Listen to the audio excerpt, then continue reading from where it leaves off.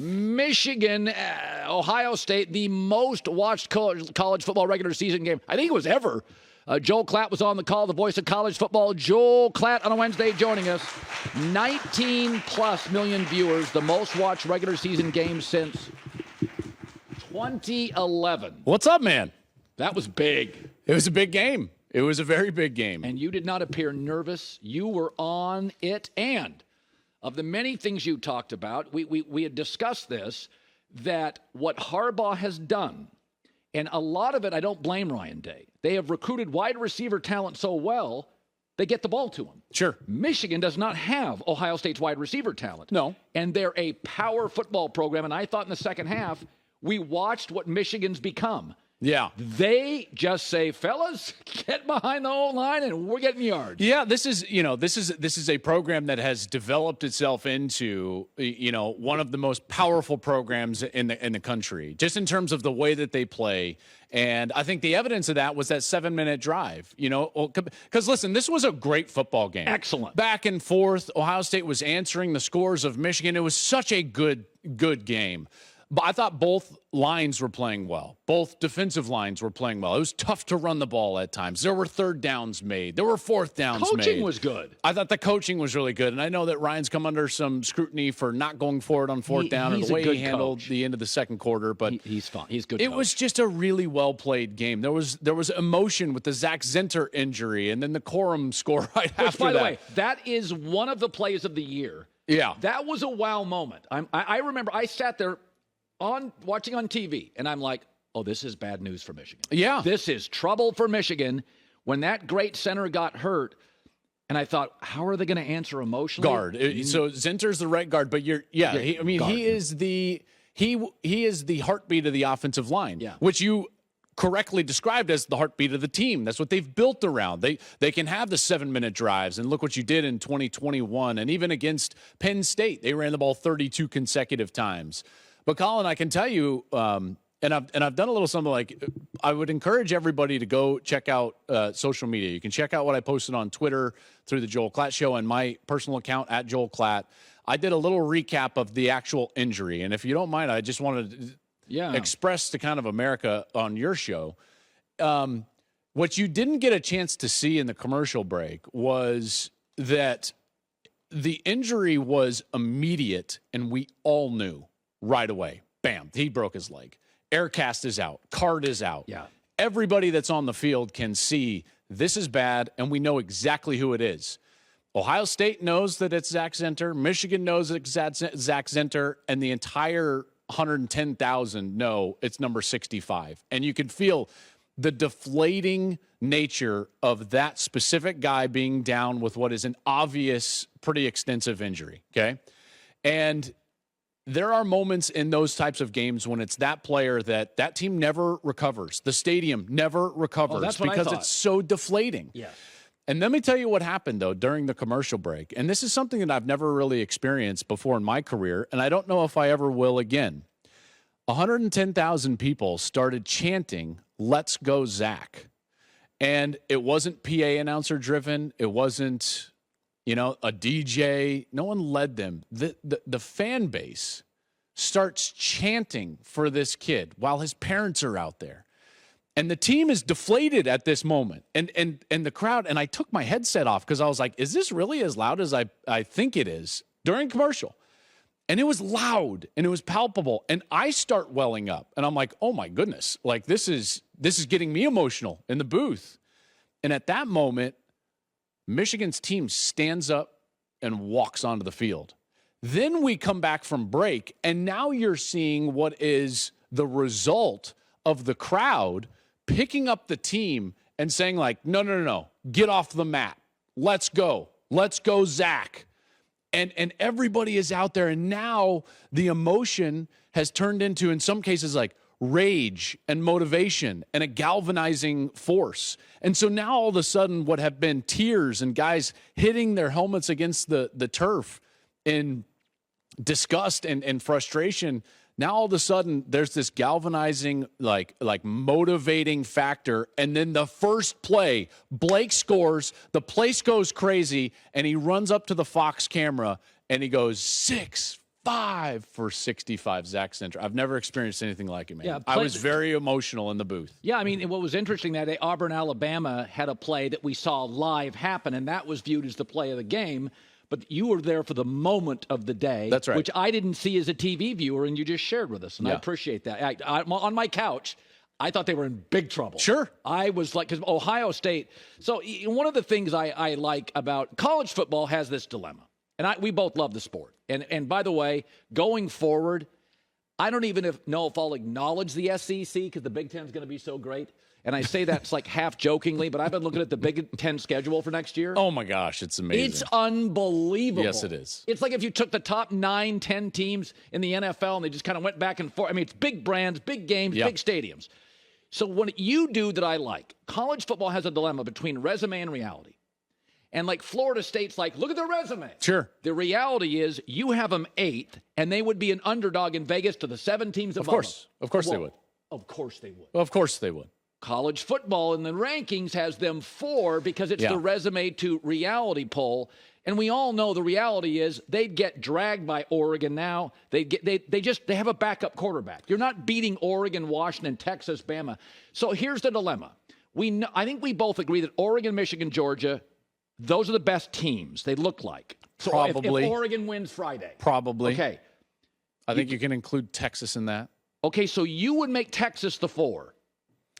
Well, again, so like you're talking about scenarios, and let's play a game here. Let's play a game. All the favorites win.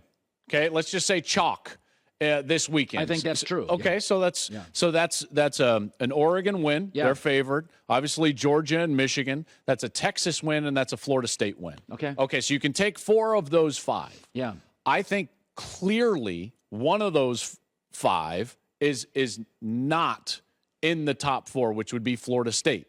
Now, I don't know if that's what they're going to do because to me, the 4 best teams in that regard would be Texas, Oregon, and then Michigan and Georgia.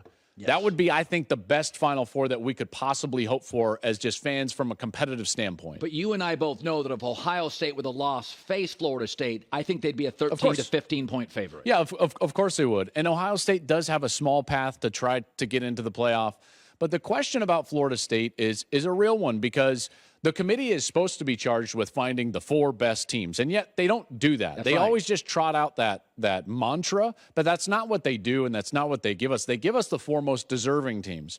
And the reason that you know that is that on average, these semifinal games are won by an average about 19 points. Yep. They're not very close because we allow teams to get in based on resume and or deserving. Now, if that's what you want to do, that's fine. Just acknowledge it. Just acknowledge it. That's exactly right. If you believe that Florida State has earned a spot in the playoff, I'm fine with that because you know what? It's hard to go undefeated. Right. And I don't care exactly what your conference makeup is as long as it's in the Power 5. They played LSU in the non-conference. They beat Clemson at Clemson.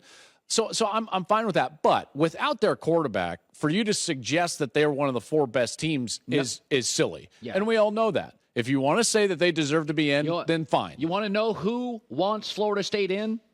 Yeah, the number Oregon, 1 team. Michigan, and Georgia. Oh, whoever plays them.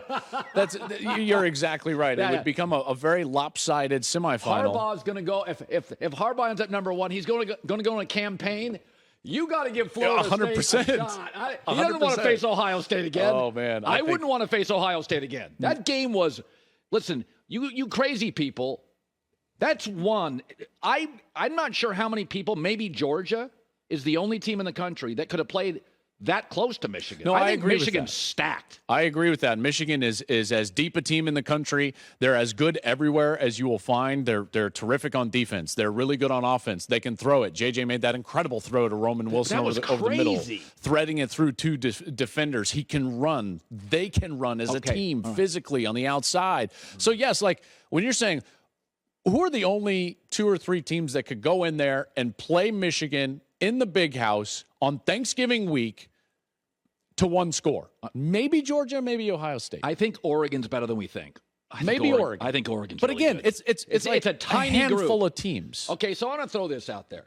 You were there at Michigan, and when you're not being mobbed by adoring fans, you have a lot of contacts and a lot of people in the industry you know. when you were around Michigan people, you don't have to name names. Yeah. Is there a feeling, because there's a story out today, it's percolating, Harbaugh to the NFL?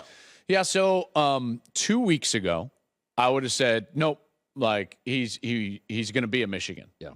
Now I'm not as sure. I believe that the week of the Maryland game was a real point of demarcation, where the hearing was dropped. We're going to go ahead and Jim's going to serve the 3-game suspension. We're going to fire this linebacker coach. And even though they didn't do this, there was some almost an acknowledgement or admission that okay, hand in the cookie jar, this is the way it's going to go. He doesn't feel that that's the case. Jim, to his credit, and I can only go by personal experience, Jim Harbaugh has never lied to me. Coaches lie to me all the time. Do they really do? Of course they do. About availability of players. They'll talk bad about players. I have a very good sense of guys that I feel like have a really high integrity and guys that I think will do anything, And that's, by the way, this is not a knock. That's just kind of what it is in every industry, okay? I can only go by my personal dealings with guys. There are a lot of coaches that have never lied to me, and so I trust them. Jim Harbaugh's never lied to me in any meeting that I've ever been in. He has told me, I didn't know. So I don't, what am I supposed to be like? Well, of course you did. Well, he tells me he didn't. And I have no other recourse other than to believe him because of our history together. Okay. Yeah. This is what I do for a living. You've never lied to me either, by the way. That's why I keep bringing you on. There we go. A lot of guys they bring on, nonsense. These Need a radar detector. So you believe him because I do, but I think that what's frustrating him is that the narrative perpetuates. Well, that's because it's the world we live in now. And that's the world we live in. But I said this earlier, Joe. Harbaugh's become politics and religion. Everybody's got a strong opinion, and nobody's changing theirs. Yeah. Despite data, I got Buckeye fans that are like, well, we lost close to them. Sure, the signs had a huge factor because we got blown out the last couple of years. We lost close. And to that I say, yeah, but this was your best defense in 3 years. It may have been your best team. Now, I know C.J. Stroud was obviously great. Sure. But I felt this Ohio State defense got 2 first-round defensive pass rushers. I mean, and so again, I'm not saying that cheating didn't have an impact, but I think what's happened with Harbaugh, and this is what's happened in America, religion, sports, politics, personalities. People have opinions, and they're not moving off them. It doesn't matter. It's a post-truth society. It doesn't matter what you tell them. So you're explaining he's become a polarizing figure. And it doesn't matter what he does. I like him, I don't. Cheater, not cheater. Legit. You and I have the same relationship with Jim. Yours is closer, obviously, but he has texted me multiple times. We've had discussions. We've had multiple interviews. I like Jim. I think he's quirky and different. I think he sees the world differently. I have multiple friends who have been on his staffs. Yeah. So I have good sourcing with him. He's always reached out to me if we say something kind. That's not why I do it. But I like Jim. I respect him. I appreciate his uniqueness because his personality is, and his family members will tell you this, he's a different cat. Yeah. And if you're different, people don't like different. Well, let me go a step further because it's not just different and quirky and that, he's polarizing. And I don't disagree with Jim on this point. He has been one of the only, not the only, but one of the only coaches in particular that have any amount of cachet or power in this sport that have unequivocally come out in support of revenue share for the players. See, when you start doing things like that, you start drawing the ire of people that we don't even know their names. That's right. Right? And I think that his stance in that regard, by the way, he's not wrong. He's not wrong. Okay, the fact that the revenue has gone where it's gone in college football in particular and in intercollegiate athletics, and the fact that we're paying Jimbo Fisher $76 million to not coach. Gross. like, you can't tell me, like, well, we can't rev share with players. Well, timeout. Hold on a second. Jimbo Fisher gives 10% of his buyout, and you can pay everybody on his team well over what any of them would ever make in a given year the rest of their life. Come on. So he sees the farce. He sees, and by the way, he has a unique experience now because he sat there and watched. He was one of the 19 million people that sat there and watched this production, this entertainment that is these two schools with 18 to 22-year-olds going up against each other, peaking at 23 million viewers. So like Jim is saying, like, well, the players should share in that, period. That draws the ire of a lot of people behind closed doors in organizations that can, by the way, come around and start sniffing around your program. You ever watch the movie about the creation of Uber? It's a very popular movie out there. But I did. I saw the one about WeWork. Okay. Similar. When you're a disruptor, you draw the ire of people. That's right. Netflix to linear TV, Uber to the taxi service. You should go watch that movie, what they had to go through. Jim's a disruptor, trips to Rome. That's right. You remember the satellite camps? Satellite the camps. The SEC schools were like, you can't come down here. There's an invisible fence. So he's a disruptor. That's right. And disruptive personalities in businesses draw the ire of the content, the comfortable, and the SEC got very comfortable dominating college football. And the NCAA doesn't like Jim. They just don't. He's an existential threat. The way that he thinks, the way that he operates is so not in line with what the NCAA wants. They want control. They don't want to change. They want to be rigid and operate like they always have before. And it's like, well, that ain't going to be the way that it goes. And disruptors have courage. Jim's got courage. That's what I like about him. Jim is willing to be hated. And for the record, I'm telling you, watch the Uber movie. Those people, beyond everything else, you could say they're brilliant. It doesn't care if it's Elon Musk, whoever it is. People willing to be hated, we need those because they break barriers and they make change. They force change. Jim, it makes the NCAA look at themselves. I just wonder if they're going to be overly punitive. Because I was talking to Nick Wright about this, and I said, our judicial system, there's levels of crimes. This, by Michigan, is like the lowest of misdemeanors. Well, to me. To your point, just really quick before you finish your thought, they're talking about changing the rule that is in question here, advanced in-person scouting. To be like, okay, like this was a loophole. Oh, so now it's really not that. So anyways, continue. Yeah, so your point, you continue. I mean, my takeaway is what you're telling me is the NCAA is like, yeah, it was kind of stupid. The in-person scouting rule that came in 1994 was put there because there at the time was a barrier to advanced in-person scouting based on resources. Right. And it's like that ain't there anymore. So they're talking about doing away with that. We'll see where that goes. Okay. I would also, by the way, I would be remiss if we didn't touch on the Ohio State side, just because this narrative surrounding Ryan Day as if like Ohio State needs to go out and do something. That's absurd. Yeah, they're fine. They're absolutely fine. The margins are very thin. Michigan is on a historic run. They've done a remarkable job. That was an incredible game that came down to plays in the last 30 seconds on the road. Like, by the way, even Ohio State, if you go to the Michigan pass of the game, it was like Houdini. Yes. It's like, it's in replay if we have it. How was it completed? Like, to beat Ohio State, you needed one of the 3 or 4 biggest passes of the year. The other one was on Alabama-Auburn on another TV network. It's like sometimes amazing happens. And the thing about it is like Ryan is one of the best coaches in America. Of course. There's no other path that you can take if you're Ohio State that makes you better right away. Yeah. See, and you can't just change for change's sake. You got to change to be better, and you can't do that. So he's going to go back to work, and I guarantee you Ohio State will continue to push and push until they can close those margins. And, like, this will go back and forth. It will.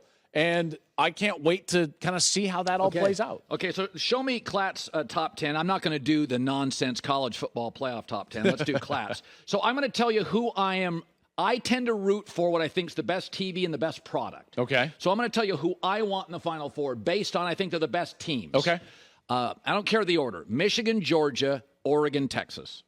I agree with that. I think that would be the best Final Four that we could get. It would be the most competitive semifinal games and potentially championship. Not a knock on Washington. No. But they're a 9.5-point dog on a neutral field for a reason. By the way, if they win, I'm happy then with it. great, because you proved it twice. That's right. So of course you're in there. And so I would put that caveat on there as well. Michigan, Georgia, Oregon, Texas. I think that would be the best four, because for the record, those are all elite top 10 recruiting teams. We don't have any faker who got in there because they're, undefeated. These are like powerhouse recruiting programs. The question I would have, where do you stand on Bama upsets Georgia? So let's say all the favorites, Bama upsets Georgia. Okay, let me think about that right now. So that's a Michigan win. So that's an Oregon win. Texas win. Okay, so I do Michigan, Oregon, Texas. Here's my problem. It's not fair for Michigan to have to face Ohio State again. I don't think that's fair. Well, Bama would go. A one-loss SEC champ that ends. But I'd put Bama 29-game winning streak and make them face Michigan first game. So you're okay with Georgia missing the playoff? Why? I'm just saying. 29-game winning streak, two-time defending national champ. Well, I don't know if the committee is going to do that. For the record, I'm not anti-Georgia. I think there is a scenario where Oregon gets left out. And here's just hold on. Just let me. I'm just saying. I'm just going to paint the picture. I'm painting a picture here. Michigan wins, Alabama wins, Oregon wins, Texas wins. Okay? They're not leaving the SEC champion out. That means Alabama's in. Now, what seed? I'm not sure. Guess who goes in for sure because of that? Texas. They have to. They beat Alabama in Tuscaloosa. That leaves one spot, Oregon, Georgia. I'd take Oregon. Okay. Oregon losing earlier in the year in one of the toughest places in America to play on a last-second field goal miss when they gained 500 yards. Okay. Yeah, I'm taking Oregon. By the way, the committee did not include Utah in the top 25, which is a vital piece to their resume if they were trying to compete with Georgia, who does get a piece of that resume, because guess what the committee has done at the back end of the rankings? Tennessee, weirdly, 21. Utah, not ranked. There is a scenario, everybody. Who's a better program right now, Utah or Tennessee the last 10 years? Utah, not even close. Utah, not even close. Who's the better program, Oregon or Georgia? Well, Oregon's not down as far as you think. I'm just telling you, there is a chance that Oregon gets left out. It would be outrageous. You can't lose in the last game and make it in if there's a viable... But hold on. Ohio State fan would be sitting here saying, like, but wait, you did lose your only tough game of the year, just like we lost our only tough game of the year. But because some administrator in your conference says that the best two teams go to the conference championship game, you get a get-out-of-jail-free card, and we don't? You know what I would say? So Oregon gets a get-out-of-jail-free card. No, I would say timing matters. When you win games and lose games matter. By the way, the Warriors lost to the Kings last night. If they're playing a Game 7 in the playoffs, it's changed. When you lose, here's another thing. You're allowed to lose on the road. Bama, apparently not if you're Ohio State. They just lost the last game. Oh, but so if it was week 6, I'd think about it differently. I would. Well, no, we wouldn't, because the way that the Big Ten crowns their champ is that we've got two divisions. So Ohio State doesn't get, just out of semantics, just out of the fact that, like, one league deemed a couple of years ago, like, hey, we should do away with divisions. This is another reason you and I should run this whole thing. I'm just saying, Oregon has a huge get-out-of-jail-free card. If it comes down to it, and Alabama beats Georgia, the debate will be Georgia and Oregon. And I'm not sure the Ducks win that debate. They killed them last year. They're the two-time defending national champion. They just won 29 games in a row. Well, let me ask you, and you're going to keep them at home because they lost a neutral? Where are their big wins? Well, the committee would tell you the Tennessee win was a great win. No, where are Georgia's big wins? Well, it's the Tennessee win is bigger than the Utah win. Oregon will have Washington, which hasn't lost since the Nixon administration. They haven't lost a regular season game forever. Washington's a real team. Who would Georgia's big win be? Tennessee? I think that you are discounting the power of of Georgia and the SEC. No, I'm not. No, in particular in that committee no. room. You know I'm right. Like, that's what it'll come down to. J-Mac, I hear you over here. You're, like, grumbling, but, like, that's what it will come down to. I haven't heard you chime in. Are you taking Joel Klatt? Are you taking Georgia over Oregon in that scenario? I'll tell you Saturday night. Oh, Come on. That is outrageous. You can't float that and then not give your thoughts. I would have a really hard time keeping Georgia out of the playoff. Okay. Oh, thank brother. goodness. Give me Where a are the break. big W? Their defense isn't as good as Michigan's. Where are their big wins this year? They're not the same as the last 2 years. They don't look the same. I don't want to hear 29 Okay, game then winning someone streak. beat Come them. Listen, I don't disagree with you. They're not what they have been the last couple of years. Where's their loss? Well, you're saying Alabama. Okay, And Alabama. Alabama's the weakest they've been in a while. Maybe. Boy, this is Waffle City. It's not Waffle City. I'm just saying, like, Oregon's getting the benefit of the doubt right now. They get to play their conference championship game. They don't have as good of a resume as Ohio State or Texas, and yet they're ranked higher than them. They've crushed people. I mean, they've literally crushed people. So guess what could happen in that scenario? What? They just take Florida State and do away with the whole debate. Gross. They could. Gross. I think that we have to be prepared for the fact that the committee usually takes the path of least resistance, and I think Florida State with a win is going to go. And I know that I don't think that would be good for college football. I think that it would be good for them, and they would, quote, deserve it. They get smoked. They would get. I mean, any of these teams would blow them out. Beat this version of Florida State badly. They gained 224 yards of total offense against a 5-7 Florida team. Not in a good mood. I know. I put you in a bad mood. Look at you. Your beloved Ducks. I don't know. I'm just saying. All my Husky I would fans love. I laughed think at that. Oregon's probably the second or third best team in the country. I think Oregon could be the best. And you know how They might be highly able to I win think it. of Michigan. I think Oregon-Michigan is a go down to the final series game. Probably. I think this is the best Oregon team I've ever seen, and they've had a lot of good ones. If we could just get Michigan, Georgia, Oregon, and Texas, that would be a freaking great Final Four. It'd be fantastic. I'm telling you, starting next year with the Big Ten, it's the end of the SEC. Those games won't even be on TV. You got to go look they at will be, I assure you. Klatt, what's your podcast? It's the Joel. Yeah, Joel Klatt Show. You can go check it out. We've got a live edition of the Joel Klatt Show popping up on Friday. So that'll be streaming on Facebook and YouTube. You can find it wherever you get your podcasts as well. I'll be breaking down the Big Ten championship game. And then on Monday, I'll be breaking down what the committee actually gives us. So go check it out, Joel Klatt Show, wherever you get your podcasts. Had a guy come up to me 2 nights ago. He said, "Do you and Klatt like each other?" I said, "Absolutely not." But it makes really good television. Hi, everybody. Thanks for watching. Subscribe here to get the latest from the show. Also, be sure to check out more of the best clips from The Herd or go watch a few segments from other shows on FS1.